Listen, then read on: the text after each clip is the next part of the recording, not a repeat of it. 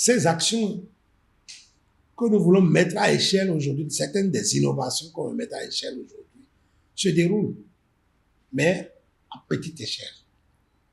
Nous voulons densifier ça, nous voulons généraliser. Tenez, quand le Nigeria a fermé les frontières ici, et que les gens ont récolté de la tomate qui a coulé, je m'étais rendu à Grand Popo, j'ai dit non. Nous transformons ça en une détermination pour changer le modèle de production. Effectivement, les variétés qu'on utilisait pouvaient couler en 2-3 jours. Parce que c'est ça qui était moins cher. Mais puis après, nous avons fait changer complètement ces variétés. Et aujourd'hui, il peut y avoir des tomates placées dans des paniers pendant 10 jours qui ne coulent pas. C'est déjà une habitude. Mais il faut reconnaître que ces semences-là coûtent 5 fois, 10 fois plus cher que les autres semences. Et ce n'est pas facile d'accès pour le petit producteur. Ce que nous voulons faire maintenant, c'est de rendre ces semences-là accessibles aux plus petits. Nous avons une typologie de nos exploitations basée sur l'agriculture familiale, sur des exploitations de petite taille. Que toutes ces exploitations de petite taille aient la possibilité d'accéder facilement à des semences de nouvelle génération. Sur le maïs, par exemple, nous avons du matériel qu'on utilise depuis des lustres. Le modèle de sélection que nous avons, c'est une sélection de composites. Mais quand nous introduisons maintenant les hybrides, on constate que même avec une technologie moyenne, vous avez 2 fois le rendement que vous avez sur les hybrides. Parfois 3 fois. Mais il se fait que l'hybride coûte un peu plus cher. On fait quoi?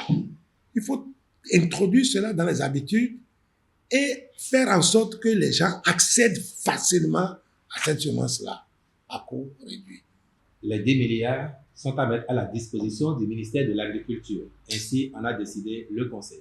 Et c'est pour ça que le ministre de l'Agriculture a été instruit de faire les diligences nécessaires pour l'opérationnalisation de ce programme spécial.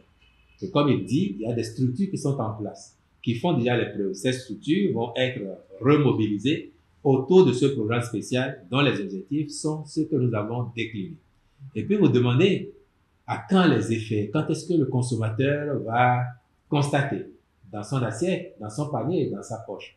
Vous aurez remarqué qu'en général, on adresse les vivriers et les produits maraîchers. Ce sont donc des produits de cycle relativement court, connus.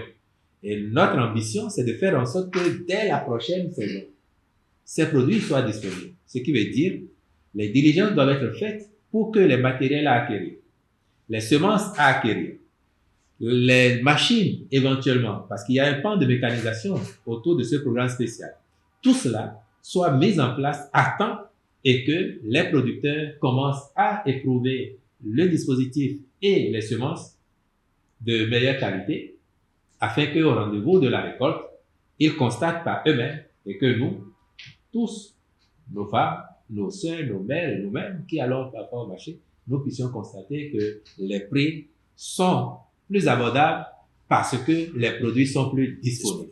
Et donc, à très court terme, ou je dirais à court terme, d'ici à 1 an, nous voulons pouvoir observer les résultats de ce programme spécial que nous espérons ensuite amplifier au fil des années.